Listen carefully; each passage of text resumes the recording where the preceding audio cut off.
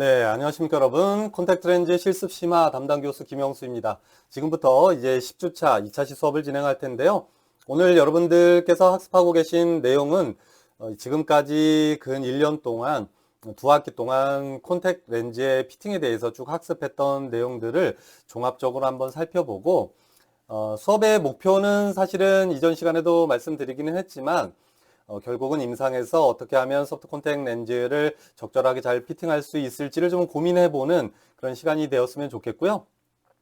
또 여러분들이 1년 동안 학습하기는 했어도 사실은 이게 시간적으로 충분한 시간이라고 보여지진 않습니다. 왜냐하면 실질적으로 이전 시간에도 얘기한 것처럼 임상에서 만날 수 있는 다양한 그런 형태의 대상자들을 통해서 실습을 진행한 것이 아니라 한정된 안에 인원을 가지고 서로 이제 돌아가면서 익숙한 사람을 대상으로 검사를 했기 때문에 실제로 임상에서 어떤 검사를 진행할 수 있는 정도의 역량이 길러졌느냐? 어떻게 보면 그렇지 않을 수도 있다는 생각이 듭니다. 따라서 이번 10주차 또 나중에 또 11주차부터 14주차 또 15주차까지 계속 진행하면서 앞으로 한 5주차 정도가 남았는데요. 계속해서 했던 내용을 좀 반복하기도 하고 또 소프트 콘택트 렌즈와 관련된 얘기를 좀 집중적으로 많이 다뤘지만 하드 렌즈와 관련된 내용도 종합적으로 좀 살펴보도록 하겠습니다. 이전 시간과 마찬가지로 여러분들께서는 이번 시간에 소프트 콘택트 렌즈의 피팅 전에 사전 검사는 어떻게 진행되는지 또 이런 사전 검사를 통해서 선택된 소프트 콘택트 렌즈를 실제로 피팅을 해보고 또 이런 피팅 양상에 따라서 최종적인 소프트 콘택트 렌즈를 어떻게 선택할지 이런 내용에 대해서 학습해 보도록 하겠습니다. 여러분들은 이런 내용을 통해서 소프트 콘택트 렌즈의 피팅을 위한 사전 검사 및 본 검사의 절차를 이해할 수 있고 또 더 나아가서 소프트 콘택트 렌즈의 피팅 양상을 통해서 정확하게 렌즈를 피팅할 수 있는 안경사로서의 역량을 기를 수 있습니다. 자, 지난 시간에 살펴보았던 내용들이고요. 자, 지난 시간에 말씀드린 것처럼 이 내용을 이제 세부적으로 한 묶음 한 묶음 나눠서 한번 설명을 한번 해보도록 하겠습니다. 자, 첫 번째 문진과 관련된 내용은 이미 이전 시간에 충분히 설명을 했기 때문에 지난 시간에 말씀드리지 못했던 내용만 추가적으로 말씀을 한번 드려보겠습니다. 사실 이 문진에서 가장 중요한 건 지난 시간에 말씀드렸던 핵심 키포인트는 그러니까 이 사람이 소프트 콘택트 렌즈를 잘 착용할 수 있을지 없을지 그런 것들을 미리미리 사전에 좀 판단을 할 수 있다라는 얘기를 했었지만 사실은 임상적으로 소프트 콘택트 렌즈를 착용하지 못하는 사람들은 없습니다. 그래서 아마도 성공률이 높을까 낮을까 정도를 판단하는 그런 측면에서 이런 문진을 아주 세부적으로 자세히 하면 좋을 거고요. 제가 추가적으로 한 가지 더 말씀드릴 건 소프트 콘택트 렌즈를 피팅했을 때 착용하지 못할 사람은 없다. 단지 안경사가 자기가 가진 역량을 최대한 발휘해서 그 불편함을 최소화해 줄 수 있다면 아무래도 성공률은 높아질 수 있겠습니다.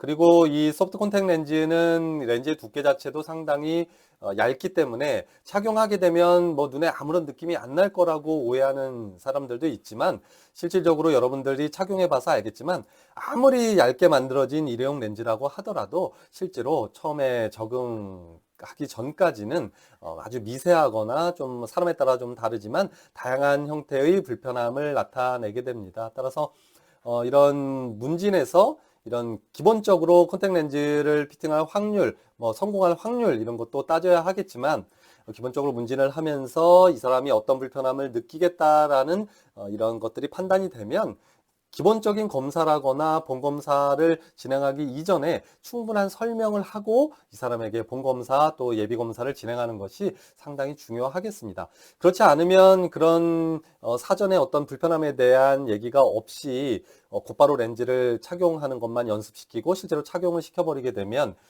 이 사람이 느끼게 되는 그 불편감을 견뎌내지 못하는 경우가 많습니다. 그래서 어떻게 보면 기대치도 좀 낮출 필요가 있고요. 특히 멀티포컬 콘택트 렌즈 같은 경우는 우리가 일반적으로 느끼는 그 시각 환경하고는 상당히 다릅니다. 그러니까 하나의 렌즈 안에 근용 도수와 원용 도수 또 중간거리 도수가 모두 포함되어 있기 때문에 여러분들이 일반적으로 단초점 콘택트 렌즈, 단초점 안경 뭐 또 이런 것들을 착용했을 때와는 또 다른 시각 환경이기 때문에 그런 경우에는 성공률을 좀 높이기 위해서는 사실 그 렌즈를 착용했을 때 나타나게 되는 그런 불편함들 또는 시각적으로 그러니까 온전한 시력이라는 개념은 그 사람이 평소에 느꼈던 그 시력만큼의 그런 어떤 시각적인 강도를 느끼지 못하고 편안함을 느끼지 못할 것이라는 것도 이 문진에서 어느 정도는 설명을 해주는 게 좋고, 또 이 사람이 이 콘택 렌즈를 착용하고자 하는 니즈가 좀 낮다면, 그러니까 뭐 난 그냥 뭐 한번 착용해 보려고요, 뭐 이런 형태의 사람이라면 그 사람에게 이런 콘택 렌즈를 착용함으로써 얻게 되는 그런 이점들도 충분히 설명해 줄 필요가 있겠습니다. 자, 다음으로 넘어가 보면 이건 뭐 전 시간에 충분히 설명했으니까 여기에서도 마찬가지로 지난 시간에서 설명하지 않은 내용 위주로 간략하게 좀 설명을 드려볼까 하는데요. 지난 시간에 말씀드린 것 중에서 뭐 동공 크기라거나 검열폭이라거나 이런 내용들은 충분히 설명했지만 여기 각막의 크기에 대한 내용은 뭐 아주 깊이 있게 설명은 하진 않았고 지금 이 2차 시에서 설명하려고 좀 남겨두었는데요. 지금 화면에서 보는 것과 마찬가지로 기대치가 각막의 크기가 대략 한 10.5mm에서 12.5mm 정도 됩니다. 그래서 평균적으로 따지자면 대략 한 12mm 된다라고 알려져 있는데요. 조금 더 정확하게 얘기하면 연구마다 조금 다르기는 하겠지만 11.8mm 정도의 이런 가시용체 직경이 보통 측정이 되고요. 이 가시용체 직경 측정된 값보다 0.5mm 정도, 0.5mm 정도, 즉 양쪽으로 따졌을 때 한 1mm 정도가 사실 더 큰 것이 일반적인 각막의 크기라고 보면 되겠습니다. 그래서 대략 한 12mm 전후 정도가 각막 크기라고 보여지기 때문에 일반적인 소프트 콘택 렌즈의 직경은 임상에서 살펴보게 되면 14mm가 전부 다 넘어갑니다. 뭐 14.2, 14.4, 14.6 뭐 이 정도 되는 크기들이 대부분이고요. 가끔 가다가 뭐 13.8mm 이렇게 좀 작은 직경을 가진 렌즈도 뭐 가끔은 어떤 제조회사에서 이런 출시를 하고 있긴 하지만 대부분 다 한 14mm는 좀 넘는다라고 생각하시면 좋을 것 같고요. 그런 이유는 그 소프트 콘택 렌즈가 충분히 각막을 덮어주지 못하면 덮여있지 않은 부분은 사실은 이 눈물층이 좀 약간 뭐라고 해야 될까, 균일하게 형성되지 못하는 뭐 이런 문제 때문에 좀 건조증이 발생할 수 있고, 그 덮이지 않는 부분은 건조 현상에 의해서 각막 상피가 좀 심하게 손상을 입을 수 있는 그런 가능성도 좀 있어요. 따라서 기본적으로 최소한 각막을 충분히 덮어줄 수 있을 정도로 대략적으로 뭐 한 1.25mm, 1.25mm 정도에서 대략 한 3mm 정도 내외에는 좀 실제 각막 크기보다 크게 착용시켜 주는 것이 일반적이라고 보면 되겠습니다. 그러니까 뭐 12mm 정도의 가시용체 직경이 측정되었다면 실제로 이 가시용체 직경보다 각막은 1mm 정도 더 큰 13mm 정도가 될 거고요. 또 이 각막 13mm의 각막을 충분히 덮어줄 수 있도록 한 14mm 이상 되는 그런 렌즈들을 선택해 주는 것이 중요하겠다는 생각이 듭니다. 그 나머지들은 뭐 쭉 설명했던 거니까 여기서는 좀 넘어가 보도록 하겠습니다. 사실 더 자세히 설명하면 좋은데 뒷부분에 좀 설명할 내용들이 많아요. 그리고 요거 그 암실과 명실에서의 동공 크기를 보통 측정하게 되어 있는데요. 이 명실에서의 동공 크기는 사실 뭐 그렇게 엄청 중요하진 않습니다. 명실에서 동공 크기를 측정할 때는 이건 다초점 그 인공수정체 아니라 다초점 콘택 렌즈일 경우에는 동공이 작아졌을 때 어느 정도 크기까지 작아지는지도 좀 판단해야 되기 때문에 중요하겠지만 단초점 콘택 렌즈를 처방할 때는 그냥 암실이라거나 이런 좀 일상 생활하는 정도, 사실은 이게 명실, 암실 구분하는 것도 사실은 어떻게 보면 올바르지 않을 수도 있어요. 제일 중요한 건 그 사람이 일상적으로 생활을 많이 하는 그런 정도의 그 조명 상태가 가장 올바르다고 판단합니다. 우리가 뭐 어떤 연구라거나 어떤 이런 내용들을 명확하게 이렇게 구분하기 위해서 뭐 암실에서 측정했다, 뭐 명실에서 측정한다 이렇게 구분하는 걸 좀 좋아하긴 하지만 실질적으로 조금 더 디테일하게 관점을 가져가게 되면 사실은 그 사람, 콘택 렌즈를 착용하고자 하는 사람이 주로 이 콘택 렌즈를 어떠한 환경에서 착용하는지를 주로 살펴볼 필요가 있겠고요. 뭐 야외에서 생활을 많이 한다, 또 낮에 그런 활동을 많이 하는 사람이면 당연히도 뭐 어떤 명실에서 측정을 하는 것이 그 사람의 일반적인 시각적인 환경과 유사하니까 실제로 콘택 렌즈의 피팅에서도 이렇게 명실에서 측정하는 것이 중요할 거고요. 또는 나는 콘택 렌즈는 뭐 낮에는 안경을 주로 쓰고 뭐 밤에 뭐 운전을 한다거나 뭐 밤에 어떤 활동을 할 때 쓴다라고 얘기하면 당연히 암실이 좋을 거고요. 또 어떤 사람은 그냥 뭐 명실, 암실 뭐 이런 개념보다는 그냥 뭐 이런 형광등 조명 좀 켜져 있는 이런 실내에서 그 일상생활을 많이 한다고 하면 이런 정도 일반적인 형광등 조명이 있는 그런 상태에서 동공 크기도 측정해 주는 게 중요하겠습니다. 그래서 여러분들은 이 용지에 뭐 이렇게 딱딱 구분이 돼 있어서 명실, 암실 되어 있다고 반드시 이렇게 측정한다고 생각할 것이 아니라 임상에서 이러한 내용들을 응용할 수 있는 그런 능력도 좀 필요할 거고요. 또 한 가지는 이 검열폭도 수평과 수직을 측정하기는 하는데 사실은 이 수평폭은 그렇게 중요하지 않아요. 그래서 이 눈꺼풀의 이 열린 폭이 수평 방향이 뭐 극단적으로 뭐 작은 사람도 있을 수 있겠지만 그렇게 뭐 어떤 특정한 병이 있어서 막 요만큼 작아지지 않은 이상은 콘택트 렌즈 피팅에 그렇게 큰 영향은 주지는 않고요. 하지만 이 수직 방향의 눈꺼풀 열린 폭, 이 검열폭은 상당히 중요합니다. 왜냐하면 이 렌즈를 윗눈꺼풀이 얼마나 상호작용, 이 윗눈꺼풀과 콘택트 렌즈가 상호작용을 하는지 안 하는지는 이 수직 길이의 이 검열폭이 상당히 중요하기 때문에 이런 수직 방향을 주로 측정하고 수평 방향은 거의 잘 측정하지 않는다라고 생각해 주면 좋을 것 같고 여기 나온 기대치도 그래서 수직 방향의 폭이라고 생각하시면 좋을 것 같습니다. 그래서 여러분들이 임상에서 이 수평 방향은 뭐 그냥 측정하지 않아도 저는 무방하다라고 일단 생각이 들고요. 또 지난 시간에 얘기하지 않았던 거 하나 설명하고 마무리 지으면 일반적으로 각막 곡률 반경의 경우에는 스티프한 그 각막 곡률 반경을 측정해서 어떤 콘택트 렌즈의 피팅에 활용하는 경우는 극히 드뭅니다. 그래서 하드 렌즈가 됐던 소프트 콘택트 렌즈가 됐던 어떤 베이스 커브를 선정할 때는 모두 다 플랫 K만을 측정하기 때문에 즉 가장 평평한 약주경선 방향의 어떤 굴절력만을 측정하기 때문에 이 플랫 K가 상당히 중요하겠고요. 그러니까 그런 이렇게 가장 플랫한 경선 방향이 약주 경선 방향의 각막의 곡률 반경이라거나 이런 그 방향, 축 방향 이런 것들이 중요할 거고요. 일반적으로 스티프한 곳의 K 값은 뭐 그렇게 중요하게 생각하지는 않고요. 또 한 가지는 이런 플랫한 K 값만 사용하기보다는 또는 어떤 경우는 그 평균치를 가지고 피팅하는 경우도 있기 때문에 이 스티프한 K보다는 두 개의 평균치인 에버리지 값을 또 사용하는 경우도 있어서 자동 굴절력계로 이렇게 측정해서 출력을 해보면 거기 다 나와 있어요. 플랫 K, 스틱 K 또 이런 평균값 이런 것들이 다 나와 있으니까 그건 적절하게 사용하면 되겠지만 어찌됐든 플랫 K 값을 가지고 일반적으로 콘택트 렌즈의 그 베이스 커브를 선정할 때 모두 다 사용하고 있다. 단지 이 스틱 K를 활용하는 경우에는 이거죠. 각막 난시가 얼마나 있는지를 측정할 때인데 이 각막난시를 측정하는 경우도 사실 하드 콘택트 렌즈가 아닌 이상은 크게 뭐 중요하지는 않다라는 생각이 들지만 가끔 이 각막난시양이 비정상적으로 좀 큰 경우 특히 뭐 어떤 도난시의 형태라거나 아니면 산난시의 형태를 가지고 있는가 이런 것들을 판단할 때는 이 각막난시가 중요하게 작용하겠죠.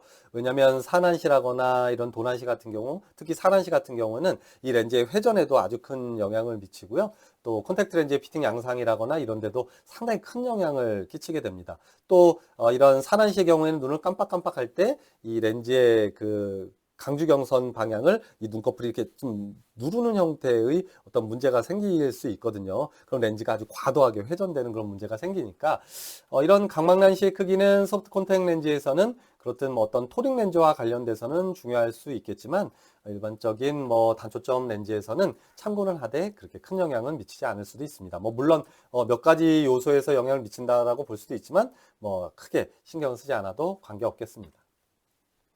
자, 그래서 위에서 그 설명된 이런 내용들을 종합적으로 판단해서 최종적으로 이런 소프트 콘택트 렌즈의 베이스 커브를 결정하게 되는데 이 베이스 커브를 결정하는 방법은 내가 누차 설명했지만 두 가지 방식이 있습니다. 두 가지 방식 중에서 무엇이 옳다, 그르다 이런 것들을 말씀드리려는 건 아니고요. 조금 더 사실은 이렇게 정확하게 피팅할 수 있는 방법을 여러분들이 사용하는 것이 중요하다라는 얘기를 계속해서 강조해서 하고 있었잖아요. 내가 실습 시간에. 그러니까 이 첫 번째 방식 같은 경우는 R1 값은 플랫한 K 값이라고 했죠. 그래서 플랫한 K 값에다가 더하기 0.9를 해주는 거죠.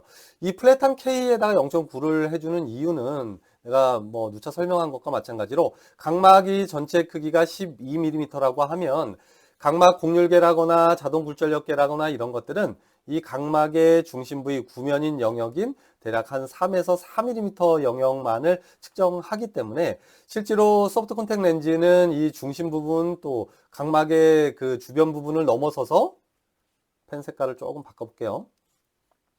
이런 각막의 가장자리를 좀 넘은 공막 부분 위에 그 결막에까지 놓여지기 때문에 각막의 중심 부분부터 가장자리로 갈수록 상당히 좀 평평해지잖아요. 거기서 더 나아가서 이런 비구면 형태로 생겨 있는 각막의 형상을 넘어서서 또 공막 부위는 더 많이 평평해지는 그런 형태이기 때문에 이 중심 부분에서 측정한 이 각막의 곡률 반경만으로는 사실 어떻게 보면 너무 이렇게 좀 스티프하게 피팅된다라고 봐야 되겠죠. 그러니까 이 중심 각막 부분에는 잘 맞을 수 있다라고 볼 수도 있겠지만 실제로 중심 부분보다 더 넓은 면적에서 이 주변 부분에 이 소프트 콘택트 렌즈가 놓여지기 때문에 사실 중심 부분에 얼마나 잘 피팅되는지보다는 주변 부분에 어떻게 잘 피팅 상태가 이루어지는지가 상대적으로 더 중요해요.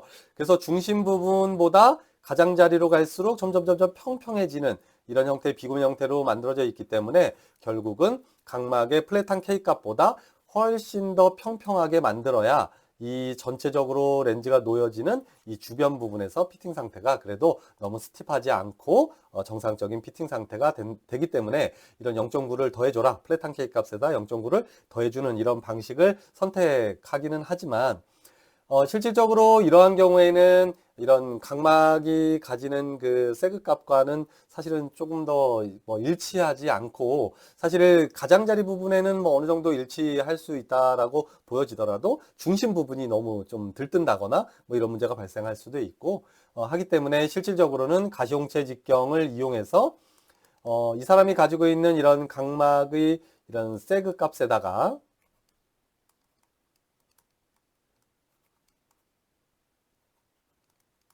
세지털 뎁스 또는 세지털 하이트라고도 얘기하는데 어쨌든 깊이가 됐든 높이가 됐든 어찌 됐든 이 각막의 수직 높이 이 부분인 이 세그 값과 일치하는 소프트 콘택트 렌즈를 찾아서 피팅하는 것이 몇몇 연구에서 더 정확하게 피팅 상태가 된다라는 그런 연구 결과도 실제로 있고요. 내가 임상적으로 실제로 피팅을 많이 해봐도 단순히 플랫한 K 값에다 0.9를 더해주는 이런 형태보다는 훨씬 더 정확하게 피팅이 됐다라고 나도 경험했기 때문에 여러분들에게 강조를 하고 있는 것이고 사실은 1번 방식이 맞다, 2번 방식이 맞다라는 어떤 정답을 여기서 제시해 주려는 것은 아니고, 이런 여러 가지 방법을 사용해서 이 사람에게 소프트 콘택트 렌즈를 착용시킨 상태에서 어차피 이제 본 검사에 들어가야 되니까, 피팅 상태에 들어가야 되니까 정답을 찾기까지의 지름길을 찾는, 그러니까 더 빠르게 정답을 찾는 어떤 방향을 제시해 주는 거다라고 생각하면 좋을 것 같고요. 이 값이 모두 옳다, 이렇게 말씀드리는 건 아니니까 혹시라도 오해하지는 않았으면 좋겠습니다. 자, 그래서 이건 여러 번 얘기한 거니까 여기서는 간단히만 말씀드리자면 이게 지금 각막이거든요. 그래서 이 각막의 형태에 맞추어진 소프트 콘택트 렌즈의 세그 값을 찾기 위해서 이러한 여러 가지 방법을 사용한다. 이때 실제로 가시형체 직경의 평균치를 11.8mm로 두고 실제 측정된 이 사람의 가시형체 직경이 이 평균치보다 얼마만큼 큰지 또는 얼마만큼 작은지를 먼저 판단하고 이 예제 같은 경우는 0.7mm만큼이 더 큰 거기 때문에 0.1mm당 플러스 0.5 다이옵터의 변화와 동일합니다. 그러니까 이 각막의 이런 어떤 이런 직경하고 이런 직경에 대한 어떤 그런 굴절력, 그러니까 밀리미터 단위인 이런 길이에 대한 디옵터로 각각 이제 환산을 할 수 있잖아요. 곡률 반경을. 이때 그 관계가 0.1mm의 그런 길이가 변하게 되면, 곡률 반경이 변하게 되면 0.5 다이옵터의 굴절력의 변화와 동일하다는 이 하나의 어떤 규칙에 따라서 조금 더 이제 그 변화를 주는 겁니다. 그래서 가시형체 직경이 실제로 평균적인 가시형체 직경보다 0.7mm 크니까 0.1mm당 0.5 다이옵터의 변화와 동일하게 되니까 5, 7은 35. 결국은 3.5 다이옵터의 변화를 주어야 하겠죠. 어디에다가? 각막의 망곡도에다 변화를 주는 겁니다. 그래서 42.0 다이옵터의 각막 망곡도가 측정됐다면 여기에다가 플러스 3.5 다이옵터를 더 더해서 약간 더 이렇게 좀 스tip하게 되는 형태인 45.5 다이옵터의 각막 만곡도에 맞추어서 그 만곡도에 맞는 소프트 콘택 렌즈를 처방해라, 이런 얘기가 되는 거겠죠. 얘를 밀리미터 단위로 또 환산하게 되면 이렇게 7.42mm의 베이스 컵으로 변경을 해줄 수 있게 되겠고요. 그래서 7.42mm로 일단 1차적인 이 사람에게 처방해야 하는 베이스 커브가 선정되었다면 최종적으로 이 사람에게 처방되는 이런 어떤 렌즈의 직경에 따라서도 추가적인 맞춤 요인을 또 추가해주면 이제 모든 이런 계산이 다 끝나게 되는 겁니다. 그래서 이 사람에게 실질적으로 가장 적합한 그런 콘택 렌즈의 직경은 예를 들어서 12.5mm의 가시용치 직경이기 때문에 이론적으로만 따지자고 하면 오른쪽 1mm, 왼쪽 1mm 정도 더해서 또는 1.25mm, 2mm 이렇게 하기도 하는데 그냥 오늘은 계산하기 쉽게 할게요. 그래서 오른쪽 1mm, 왼쪽 1mm 해서 총 2mm를 더해 주어서 14.5mm가 이 사람에게 이상적으로 가장 적합한 소프트 콘택 렌즈의 직경이 되겠습니다. 그래서 14.5mm로 만약에 처방을 한다고 하면 맞춤 요인인 0.9mm를 더해 주어서 7.42mm 더하기 0.9mm를 더해서 결국은 8.32mm에 가장 근접한 베이스 컵으로 선정을 해주면 되겠고요. 그러니까 이 사람에게 처방해야 하는 렌즈의 직경은 14.5mm에 최종적으로 8.32니까 뭐 8.30mm의 베이스 컵으로 처방을 하게 되면 일단 이론적으로는 잘 맞겠다. 따라서 이 렌즈를 최초의 시험 렌즈로 설정하고 실제 착용시킨 상태에서 피팅 양상을 정적 평가와 동적 평가를 진행하면 되겠죠. 뭐 그런 내용들을 여기에 쭉 해서 설명을 쭉 해놨습니다. 근데 좀 뭐라고 해야 될까? 여러분들도 나랑 이거 몇 번 해봐서 알겠지만 이 계산한다는 게 사실은 그렇게 쉽지는 않아요. 내가 뭐 말로 이렇게 되는 겁니다 라고 한들 이걸 사실은 이렇게 계산을 하다가 보면 실수를 할 수도 있고 그러다 보면 엉뚱한 것을 이래 베이스컵을 선정해주고 직경을 선정해주는 경우도 있어요. 그래서 그런 것들을 막기 위해서 이 아래쪽에 보게 되면 두 가지 이 프로그램이 있습니다. 이거 그냥 홈페이지에서 무료로 이렇게 공개한 그 프로그램이라서 여러분들이 그냥 접속해서 사용하면 돼요. 그래서 뭐 이제 여러분들은 수업이 이미 콘택 렌즈 수업이 다 끝났으니까 뭐 실습 평가할 때도 이 그 프로그램을 써서 사용해도 무방합니다. 어찌됐든 이제 앞으로는 이런 뭐라고 할까 그 교육 목적상 여러분들에게 다 일일이 손으로 계산하고 뭐 이런 방식을 뭐 적용해서 어떻게 하는 건지를 가르쳤지만 이제부터는 실제 임상에 적용할 수 있는 방법을 그대로 사용해야 되기 때문에 여러분들 이 두 가지 내용을 사용해도 관계없습니다.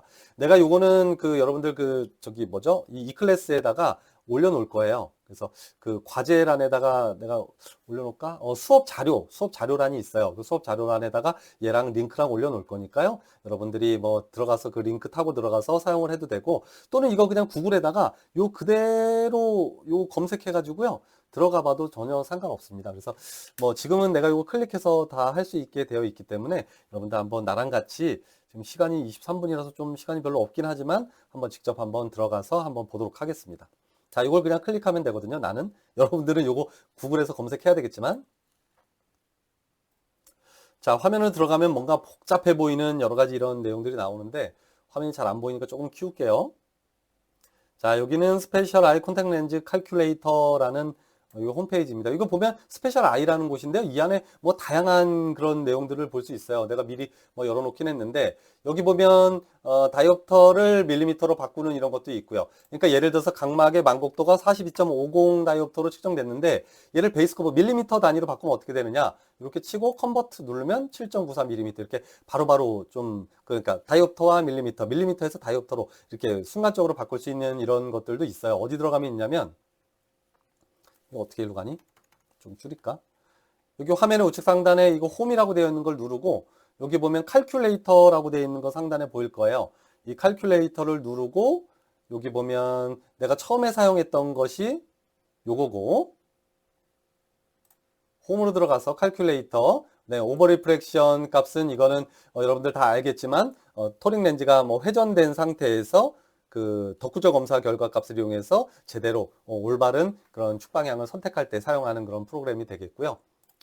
또 어떤 내용들이 있냐면 이제 멀티포컬 시뮬레이터라 그래서 실제로 이 사람의 동공이 뭐 예를 들어 5mm, 5.7mm, 여기 6mm까지 있네요. 6mm 동공의 크기를 측정해서 이렇게 가정해 놓고, 그 다음에 이 사람이 요 중간 부분이 여기 선택할 수 있어요. 가입 또는 이다이옵터를 처방했고, 그 다음에 니어 센터. 그러니까 요 가운데가 근용 도수가 들어가고 가장자리가 원형 도수가 들어가는 그런 형태의 멀티포컬 선택할 수도 있어요. 그 다음에 원형이 중간이고 네, 근용이 바깥쪽으로 설정되게 뭐 이런 형태의 멀티포컬 렌즈도 있어요. 어쨌든 이건 오늘 수업에서 중요한 내용은 아니니까 벌써 25분이 흘러가지고 뭐 이런 것들. 그 다음에 동공 크기가 이 사람은 4mm이다.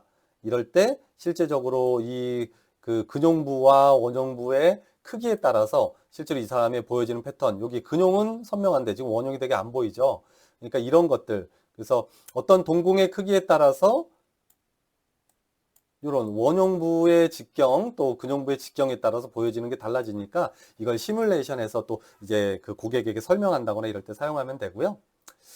또 여기 뭐가 있냐면 맨 밑에 요거는 좀 아까 설명한 거죠.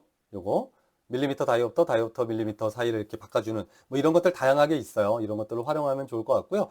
자, 오늘은 요거 설명하고 있어요. 그래서 콘택 렌즈를 베이스컵을 선정할 때 가시홍채 직경을 이용해서 여러분들이 매번 수업 시간마다 전부 다 계산을 했지만 이 홈페이지에 들어가서 사용하게 되면 뭐 간단히 0.1초 안에 막 입력만 다 하면 바로바로 계산할 수 있습니다. 자, 봅시다. 여기는 뭐 환자 이름 같은 거 이렇게 넣는 거고요. 여기에는 뭐 렌즈의 종류 같은 것들도 선택할 수 있고요. 뭐 물론 이 제조 회사 렌즈입니다. 그 다음에 여기 보면 K값은 다이옵터 단위를 쓸 건지 밀리미터 단위를 쓸 건지를 선택하게 되어 있고요. 자, 가시홍채 직경을 뭐 여러분들 측정한 대로 이렇게 입력을 해주면 돼요. 가시홍채 직경 입력하고요. 플랫한 K값을 지금 밀리미터 단위로 입력하기로 했으니까 플랫한 K값이 7.80, 스티판 K값이 7.60, 그 다음에 안경 처방값이 마이너스 3.25에 실린더 값이 뭐 마이너스 1.75, 축방향은 뭐 45도, 그 다음에 정점간 거리는 12mm. 이렇게 되는 측정된 상황일 때, 자, 계산 한번 해볼게요. 그러면 실제로 이 사람에게 어떻게 주문해야 되는지가 이렇게 나오죠. 그러면 이건 여러분들 손으로 이전에 내가 좀 전에 설명한 것처럼 다 계산하던 걸 한 번에 그냥 계산이 됩니다. 그러면 이 사람에게 가시홍채 직경을 적용했을 때 처방해야 하는 그 베이스 커브는 8.20mm짜리, 그 다음에 직경은 14.9mm짜리를 처방하는 게 가장 이상적으로 좋다. 그런데 만약에 우리 안경원에 이게 없다면 조금 뭐 변경은 해야 되겠지만 어쨌든 이런 상태로 처방이 가능하고 하다면 굴절력은 마이너스 3이 다이옵터에 마이너스 1.5 다이옵터, 45도의 베이스 커브와 직경은 이런 형태로 처방을 해야 한다. 뭐 이런 내용들이 계산은 되겠죠.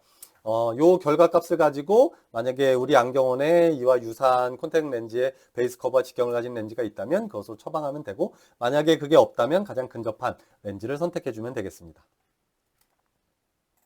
네, 두 번째는 이 토리 트랙 칼큘레이터, 이거는 쿠퍼비전에서 제공하는 거고, 이건 뭐 수업 시간에 직접 해봤으니까 이거 그냥 참고적으로 하고 넘어가도록 하겠습니다.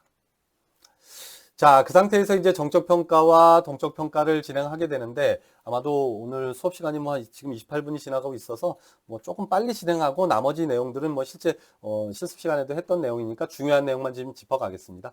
자, 처음에 해야 되는 게 렌즈의 위치죠. 이걸 더 정확하게 얘기하면 센츄레이션, 중심 잡기를 먼저 확인하게 되는 겁니다. 그래서 얘가 센터, 중앙에 있는지, 슈피어리어 위쪽으로 편의되어 있는지, 인피어리어 아래쪽으로 편의되어 있는지, 또는 나잘, 코 쪽 방향으로 편의되어 있는지, 템포랄, 또 귀 쪽 방향으로 편의되어 있는지에 따라서 그 중심 잡기 위치에 따라서 여러분들이 이렇게 동그라미 치면 됩니다. 지금같이 동그라미 쳤다면 렌즈가 아래쪽으로 편의되어 있어서 중심 잡기는 좀 좋지 않은 상태이다라고 여러분들이 판단을 한 거죠.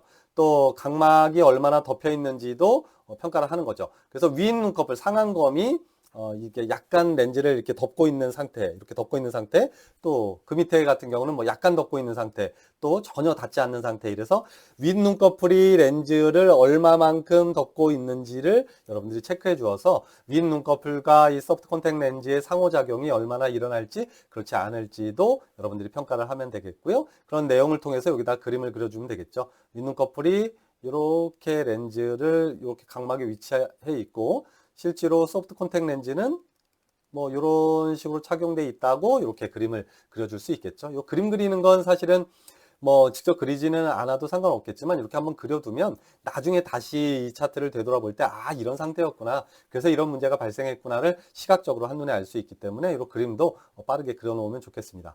그 다음에 여기 정적 레그 상태를 평가하는 거죠. 얘는 눈을 깜빡한 상태에서 이 렌즈가 얼마만큼 움직이는지를 판단하는 겁니다. 그러니까 정면을 본 상태에서 눈을 깜빡할 때 이 렌즈가 위쪽으로 얼마만큼 올라갔다 얼마만큼 내려가는지 뭐 이런 것들을 나타내는데요.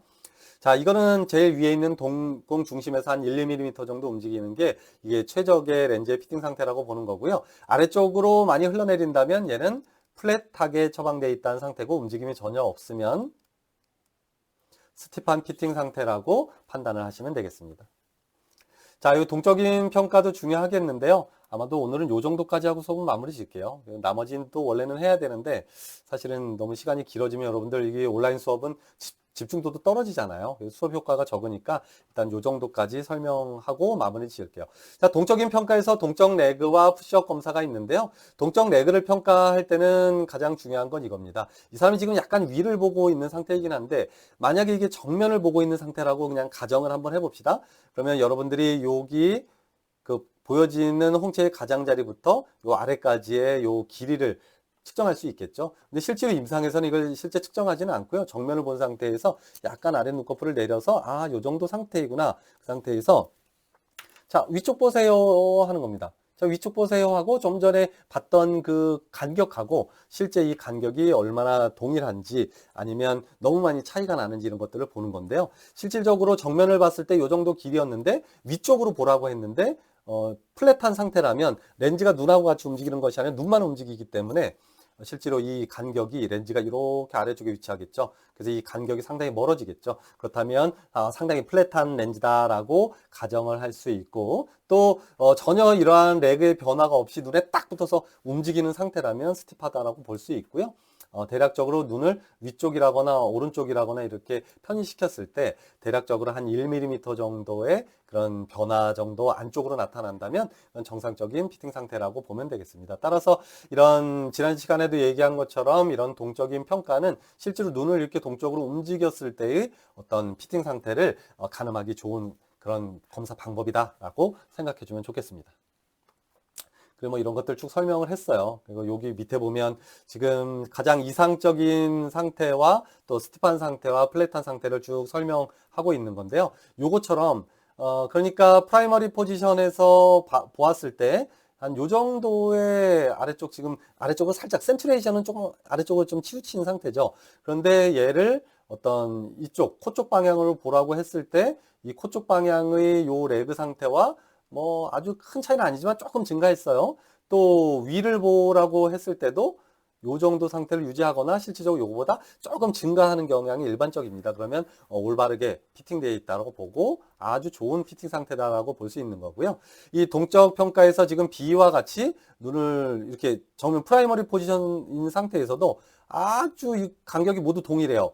그렇다는 얘기는 중심 잡기 센츄레이션은 좋지만 이렇게 코 쪽으로 움직인다거나 위쪽으로 움직였을 때도 전혀 변화가 없죠. 이런 경우에는 너무 스티프하게 처방되었다라고 판단하시면 되겠습니다. 또 반대로 C와 같이 이게 아래쪽으로 상당히 프라이머리 포지션 자체에서도 상당히 치우쳐 있고 또 코 쪽을 본다거나 또는 위쪽을 상방 레그를 측정할 때 이 양이 훨씬 더 증가한다면 얘는 플랫하게 처방되어 있는 상태다라고 평가를 할 수 있고 정적인 상태에서 아무리 피팅 상태가 좋다고 하더라도 이 동적인 상태에서의 피팅 상태가 좋지 못하다면 즉 이 동적 평가에서 좋은 피팅 양상이 보이지 않는다면 눈을 이렇게 움직이는 상황에서는 착용감이라거나 이런 시각적인 시력도 상당히 떨어질 수 있다라고 판단하시면 되겠습니다. 뭐 그런 내용, 그 다음에 여기 라스룰과 토링 렌즈와 관련된 얘기는 나중에 추가적으로 설명을 해주도록 하고 그래서 결국은 이런 내용을 통해서 최종적으로 판단하는 그런 렌즈의 굴절력 또 오버올 다이어미터 전체 직경은 어떤 것으로 처방을 하게 될지 베이스 커브는 어떻게 선정해 줄지 또 재질과 또 브랜드는 어떻게 해주면 좋을지 뭐 이런 것들을 여기다 상세하게 기록해서 최종적인 렌즈를 선택해서 처방을 해주고 혹시 문제가 생기거나 할 때는 이 차트를 다시금 되돌려 보아서 어떤 문제 때문에 이러한 지금 피팅 상태라거나 착용감 또는 시각적인 문제가 발생했는지를 판단하시면 되겠습니다. 자, 오늘은 소프트 콘택트 렌즈의 피팅의 종합판이 되겠습니다. 그래서 좀 설명 못한 부분도 일부 있긴 한데요. 이건 실제 대면 수업 때 다시 한번 추가적으로 설명하기로 하고요. 여러분들이 이런 내용을 내가 계속해서 했던 얘기를 또 하고 했던 얘기를 또 하고 반복하는 이유는 아무리 이걸 설명을 듣더라도 실제로 피팅 상태를 평가하다 보면 좀 헷갈리는 경우도 있고요. 그래서 이것은 수십 번, 수백 번을 여러분들이 계속 실제 실습을 하고 머릿속으로도 시뮬레이션을 해야 임상에 나가서 아주 원활한 이런 콘택트 렌즈를 피팅할 수 있기 때문에 계속 반복한다라고 생각해주면 좋겠습니다. 자, 이것으로 콘택트 렌즈 실습 심화 10주차 온라인 수업을 모두 마무리하고요. 이 내용은 여러분들이 계속해서 복습해서 볼 수 있도록 또 유튜브에 올려놓을 테니까요. 이클래스에서 보든 유튜브에서 보든 계속해서 확인해 주시고요. 궁금한 점은 항상 또 질문해 주시면 좋을 것 같고요. 또 여러분들 과제가 있으니까요. 이클래스에 들어가서 과제도 성실히 수행해서 제출해 주셨으면 좋겠습니다. 자, 이것으로 모든 수업 마칠게요. 자, 안녕.